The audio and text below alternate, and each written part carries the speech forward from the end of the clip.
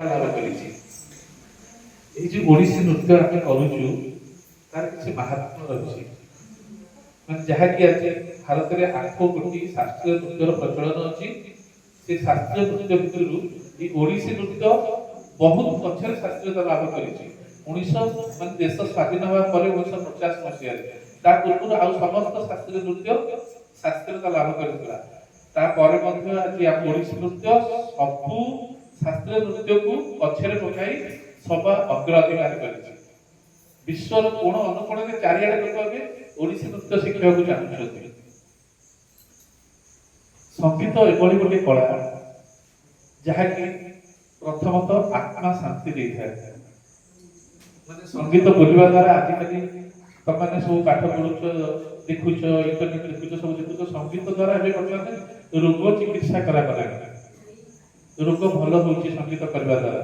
ତ ନୃତ୍ୟ ଏଭଳିଆ ଗୋଟେ ଜିନିଷ ଯାହା ମାଧ୍ୟମରେ ତମେ ଆଉ ତମ ଓଡ଼ିଆ ଜାତି ବା ଓଡ଼ିଆ ପରମ୍ପରା ବିଶ୍ୱରେ କୋଣ ଅନୁକୋଣରେ ପହଞ୍ଚି ପାରିବ। ମୁଁ ସେଇ ବିଷୟରେ ମତେ ଆଜି କହିବାକୁ କୁହାଯାଇଛି ଏବଂ ତା ବିଷୟରେ ମୁଁ କହୁଛି। ତମକୁ ଆମେ ମୁଦ୍ରା ବୋଲି କହିବା। ମୁଦ୍ରା ବୋଲି ତମେ କଣ ବୁଝିବ? ମୁଦ୍ରା ବୋଲି ସାଧାରଣତଃ ପଇସା ବି ବୁଝ କରେନ୍ସି, କିନ୍ତୁ ମୁଦ୍ରା ତମେ ଦେଖିଛ ବ୍ରାହ୍ମଣ ମାନେ ଯେତେବେଳେ ବେଦ ଗାନ କରନ୍ତି ତାଙ୍କର କିଛି ମୁଦ୍ରାର ଉପଯୋଗ କରନ୍ତି। ସେମିତି ମୁଦ୍ରା ମାଧ୍ୟମରେ ନୃତ୍ୟର ପରମ୍ପରାଟାକୁ ସୃଷ୍ଟି କରାଯାଇଥାଏ। ଓନ୍ଲି ଫର ମୁଦ୍ରା। ତାପରେ ଫେସକୁ ଆସିବ। ପ୍ରଥମେ ମୁଦ୍ରା। ସେ ମୁଦ୍ରା କଣ, କେମିତି କରାଯାଏ, କାହିଁକି କରାଯାଏ, ମୁଦ୍ରାର ଅର୍ଥ କଣ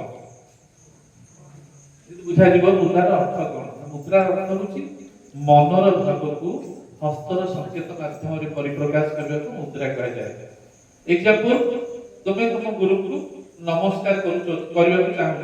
ତମେ ନମସ୍କାର ଯୋଡ଼ିଦେଲେ, ଗୁରୁ ଭାବିଦେଲେ ଯେ ତମେ ମତେ ନମସ୍କାର କର, ତମେ ମନରେ ଭାବିକି ନମସ୍କାର କରିଛ, କିନ୍ତୁ ମାନେ ଅଦରୱାଇଜ ଅଲଗା ଲୋକ ଜାଣିପାରୁଛି ଯେ ତମେ ତାଙ୍କୁ ନମସ୍କାର କରୁଛ। ସେଇଟା ତମର ଭାବନାର ପରିପ୍ରକାଶ। ସେମିତି ତମେ ଦେଖିଥିବ ବହୁତ ଲୋକ ପାଣି ଯାଆନ୍ତି, ମାନେ ପାଣି ମୁଣ୍ଡରେ ଛିଞ୍ଚନ୍ତି ବା ପ୍ରାୟ ମାର୍କ କରିଥିବ ସମସ୍ତେ। ତେଣୁ ସେଇଟା ଶାସ୍ତ୍ରୀୟ ଦୃଶ୍ୟରେ ମୟୂର ମୁଦ୍ରା ହଉଛି। ବୁଝିପାରୁଛ ତ? ତେଣୁ ସମସ୍ତେ 5ଟି ଯାକ ଅଙ୍ଗୁଳିର ନାଁ ଜାଣିଛ କଣ କଣ? ଏଇଟା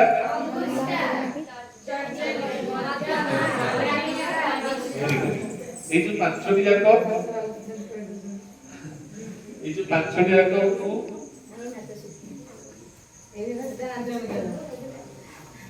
এই 5ଟି ଯାକ ମୁଦ୍ରାକୁ ଯୋଉ ହସ୍ତର ଅଙ୍ଗୁଳିକି ନେଇକି ଆମେ ମୁଦ୍ରା କରିଥାଉ।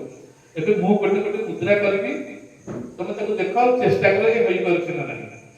ହେଲା, ପ୍ରଥମେ ମୁଦ୍ରାକୁ 2 ଭାଗରେ ବିଭକ୍ତ କରାଯାଇଛି, ସଂଯୁକ୍ତ ହସ୍ତ ଏବଂ ଅସଂଯୁକ୍ତ ହସ୍ତ। ତାପରେ ଆଉ ଯାହା ମୁଦ୍ରା ଭିନ୍ନ କରାଯାଇଛି ତାକୁ ସେ ସଂଯୁକ୍ତ ଓ ଅସଂଯୁକ୍ତ ହସ୍ତ ଅଭିନୟ ଦର୍ପଣ ନନ୍ଦିକେଶ୍ୱରଙ୍କ ଦ୍ୱାରା ରଚିତ କରାଯାଇଥିଲା, ମାନେ ହଜାର ହଜାର ବର୍ଷ ପୂର୍ବରୁ। ତେଣୁ ଆମେ ଯଦି ଏମିତି ହାତ କରିବା, ତମେ କଣ ବୁଝିବ? ମାନେ ତମେ ନାଚ ଶିଖିଛ ବୋଲି କହିପାରୁଛ ପୋତାକ। ଯୋଉମାନେ ନଥିବେ କଣ କରାଯିବ, କଣ ବୁଝିବ? এটা ଭାବ ଦ୍ୱାରା ବୁଝିଲେ ତମେ ଚିତ୍ର କରି ମାନିବାକୁ କହୁଛନ୍ତି। ମୁଁ ଡାକିବି କାହାକୁ ଡାକ, ଏଇ ପତାକା ହସ୍ତରେ କରୁଛି, ହେଲା।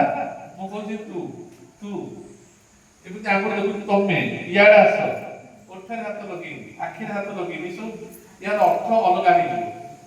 ତେଣୁ ସେ 28 ପ୍ରକାର এই ପତାକା ହସ୍ତଟାକୁ ନାଟ୍ୟଶାସ୍ତ୍ର କଣ ଲେଖିଛନ୍ତି, 28 ପ୍ରକାର ଭାଗରେ ବିଭକ୍ତ କରିଛନ୍ତି।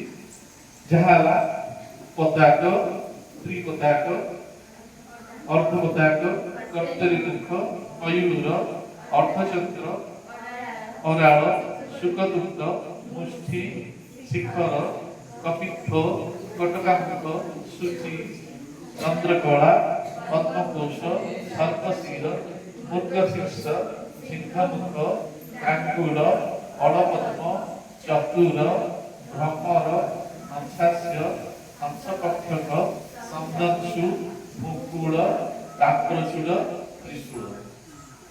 ବୁଝିପାରୁଛ ସମସ୍ତେ? ଆଚ୍ଛା, ଏଇ ଜିନିଷ କଲେ ତମେ ସମସ୍ତେ ନିତିଦିନ ବ୍ୟବହାର କରୁଛ ନା କହିଲ? এই ମୁଦ୍ରାକୁ ତମେ ସମସ୍ତେ ନିତିଦିନ ବ୍ୟବହାର କରୁଛ। ମୁଁ ଶାସ୍ତ୍ରାନ୍ତରେ କହିବି, ତମେ ଭାତ କେମିତି ଖାଉଛ? ଏମିତି ଗୋଳଉଛ ଏମିତି ହଉଛ। ଆଉ ଏଇଟା କଣ ହେଲା ସମୁଦ୍ର ଖାଇଲ କୂଳ କୁଳରେ କରୁଛନ୍ତି। ଏଗୁଡ଼ା ଆମେ ସମସ୍ତେ ନିତିଦିନ ବ୍ୟବହାର କରୁଛୁ, କିନ୍ତୁ ତାର ପରିପ୍ରକାଶ ଆମେ ଜାଣିନାହୁଁ କେମିତି ସେଟା ପ୍ରକାଶିତ କରାଯାଏ।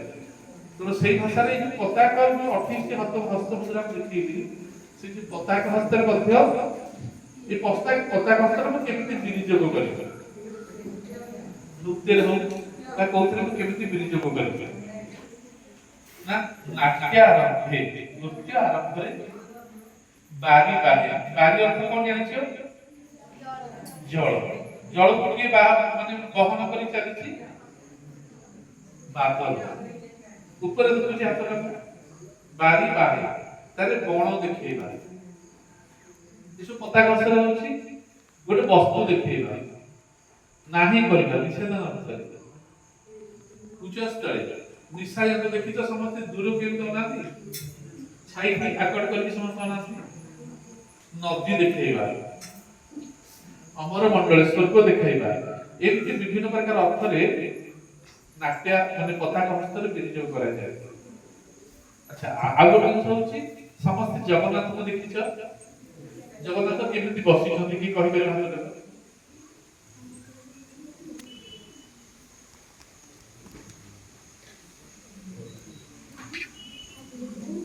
ତମେ ଫାର୍ଷ୍ଟ ଲାଇନ୍ ର ଏପଟୁ 3 ଜଣ ସେପଟୁ 3 ଜଣ ବ୍ୟାଚ୍ ଆସ କହିଦିଅ କେମିତି ବସିଛନ୍ତି। ଆସ ଆସ ଲେଟ୍ କରନି। ତାପରେ ଗାଡି ଆସ। ଆଉ ଆସ ଆସ ଲାଜ କରନି, ଆସ ଆମ ସଂସ୍କୃତି ଟା ଦେଖିବା ଜାଣିବା ଚିହ୍ନିବା। ଆଉ ଆସୁନ ଆସ ପିଲା ଆସ।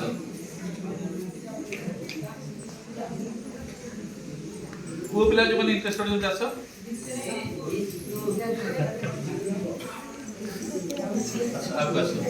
ଆସ ଏଇଠି ଠିଆ ହୁଅ।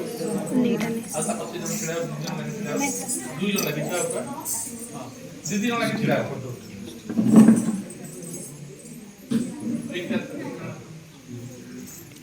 ଜଗନ୍ନାଥ ଦେଖିଛ କେମିତି ଥିଲେ? ସମସ୍ତେ ଜଗନ୍ନାଥ ଦେଖିଛ କେମିତିକା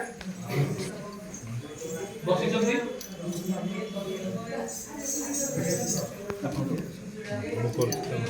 ଆସ।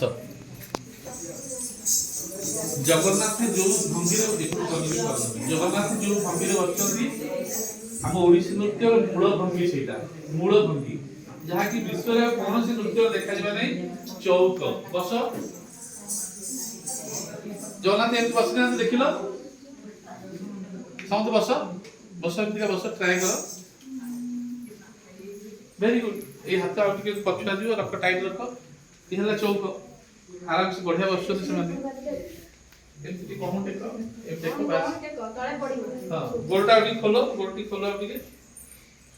ଇଏ ହଉଛି ଚୌକ, ଏ ହାତ ଟିକେ ଟେକ। ଏ ହଉଛି ଓଡ଼ିଶୀ ନୃତ୍ୟର ମୂଳ ଭଙ୍ଗୀ ଚୌକ। କାରଣ ଆମର ଓଡ଼ିଆର ଯୋଉ ଦେବତା ସିଏ ଏମିତି ଚୌକ ଭଙ୍ଗୀରେ ବସୁଛନ୍ତି, ଛିଡ଼ା ହୁଅ। ଆଚ୍ଛା, ଆଉ ଗୋଟେ ଜିନିଷ ସମସ୍ତେ ଜାଣିଛନ୍ତି, ସମସ୍ତେ ଯେମିତି ହେଲେ କରୁଛନ୍ତି। ତମକୁ ନାହିଁ କଲେ ହାତରେ ନ କରିକି ଆଉ କୋଉଥିରେ କରିପାରିବ। ଶିରରେ କରିପାରିବ, ଆଉ କୋଉଥିରେ କରିପାରିବ। ଏଇଟା ହେଡ୍ ମୁଭମେଣ୍ଟ କଲ, ଏଇଟା ଏମିତି କରିବା, ଏଟା ଶିର ହେଲା। ଆଉ କୋଉଥିରେ କରିପାରିବ? କେମିତି ଦୃଷ୍ଟି କରିପାରିବ? ନାହିଁ କେମିତି ଦୃଷ୍ଟି କରିବ? ଦୃଷ୍ଟି ପସିବୁଲ ନୁହଁ। ନାହିଁଟା ଗ୍ରୀବାରେ ହେଇପାରିବ, ନେକ୍ ମୁଭମେଣ୍ଟରେ ନା ନା ନା ନା ଏମିତି କହିପାରିବ ଖୁସିରେ। ବୁଝିଗଲା? ତ ସବୁ ଆମେ ପ୍ରତ୍ୟେକ ଦିନ ଯାହା କରୁଛେ ତାହା ହିଁ ନୃତ୍ୟରେ ଅଛି। ନୃତ୍ୟ ମାଧ୍ୟମରେ ଆମେ ବସିକିରି ଘରେ ଦେଖିବେ, ଏମିତି ବସିକିରି ଶାଗ କାଟୁଥିବେ ବା ବେସର ବାଟୁଥିବେ, ଏଇଟା ମୁଦ୍ରାର ବ୍ୟବହାର ହଉଛି। ତା ସହିତ ବଡି ମୁଭମେଣ୍ଟ ହଉଛି, ଦେଖ